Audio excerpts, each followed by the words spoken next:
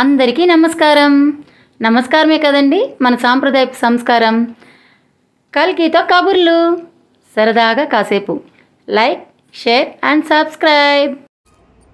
Hi friends, మనం ఈరోజు సొరకాయతో recipes చేసుకుందాము. ముందుగా సొరకాయతో కర్రీ చేసుకుందామండి. కర్రీ చేసుకోవడానికన్నా ముందుగా మనం సొరకాయ పొట్టు తీసేసుకుందామండి. లేత సొరకాయ అండి, ఇది చాలా బాగుంది.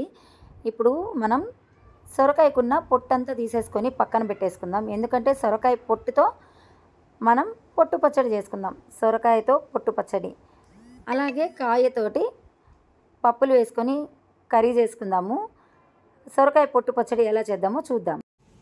మనం సొరకాయ కర్రీ కోసం సొరకాయతో పొట్టు తీసి పెట్టుకున్నాం కదండి. సొరకాయ పొట్టు, ఒక 2 టమోటాలు, బాగా గుప్పెడు కరివేపాకు బాగా కడిగి రెడీ చేసి పెట్టుకోవాలండి. ఇప్పుడు మనం సొరకాయ తొక్కు పచ్చడి ఎలా చేసుకోవాలో చూసుకుందాం. ఒక కడాయి పెట్టుకొని అందులో ఒక 2 నుంచి 3 స్పూన్లు ఆయిల్ వేసుకోవాలండి. కాగిన తర్వాత 5-6 ఎండుమిర్చి వేసుకున్నానండి. ఎండుమిర్చి కొద్దిగా వేగాలి. వేగిన తర్వాత ఈ ఎండుమిర్చిలోని మనం ఒక స్పూను పచ్చిశనగపప్పు, ఒక స్పూన్ మినపప్పు వేసుకోవాలండి. కొద్దిగానే సరిపోతుంది, ఎందుకంటే మనకి సొరకాయ తొక్కు కొద్దిగానే ఉంది కాబట్టి. ఒక స్పూను పచ్చిశనగపప్పు, ఒక స్పూను ఉద్దిపప్పు వేసుకోవాలి. కాస్త వేగిన తర్వాత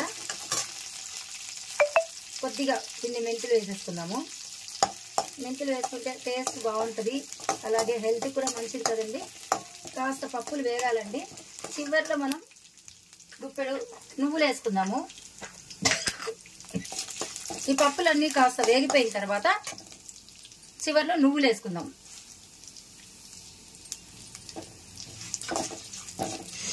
నువ్వుల్లో కాల్షియం ఉంటుంది, బాగా హెల్త్కి చాలా మంచిదండి నువ్వులు. అలాగే మనం సొరకాయ తొక్క, కరివేపాకు, టమాటాలు అన్నీ వేస్తున్నాం కాబట్టి సొరకాయ తొక్కలో ఫైబర్ బాగా ఉంటుంది. డైజెషన్ ప్రాబ్లమ్స్ ఉన్నా కూడా సొరకాయ తొక్కు పచ్చడి, బీరకాయ తొక్కు పచ్చడి ఇలాంటివి రోటి పచ్చడి లాగా మనం చేసుకొని తిన్నామండి. చూడండి, చేసుకొని తిన్నామంటే చాలా హెల్తీగా ఉండొచ్చండి. ఇదిగోండి, పప్పులన్నీ వేగిపోయాయి కదా. ఇప్పుడు మనం కరివేపాకు, సొరకాయ వేసేసుకుందాము. అలాగే మనం రెడీ చేసి పెట్టుకున్న టమోటాలు, సొరకాయ తొక్కలు, టమోటాలు, కరివేపాకు అన్నీ వేసేసుకుందాము. ఇలాగా బాగా కలిపేసుకొని మూత పెట్టుకుందామండి. ఒక్క 2 నిమిషాలు మూత పెట్టుకుందాము. ఇప్పుడు కాస్తంత పసుపు, ఇలా పసుపు వేసేసిన తర్వాత ఒక 2 నిమిషాలు మూత పెట్టి మగ్గించుకుందాం. చూసారా, టమోటా మెత్తబడిపోయింది. అలాగే సొరకాయ కూడా ఇంకాసేపు మగ్గించుకుందామండి. ఇంకొకసారి మగ్గించుకుందాం. ఈ స్టేజ్లో మనం ఉప్పు వేసేసుకుందాము. ఉప్పులో ఉన్న నీళ్ళు కూడా దిగాయంటే తొందరగా ఉడికిపోతుంది. పచ్చడికి కావాల్సినంత ఉప్పు వేసేసుకుందాం. ఇప్పుడే వేసేసుకొని కలిపి ఒకసారి మూత పెట్టేస్తాం.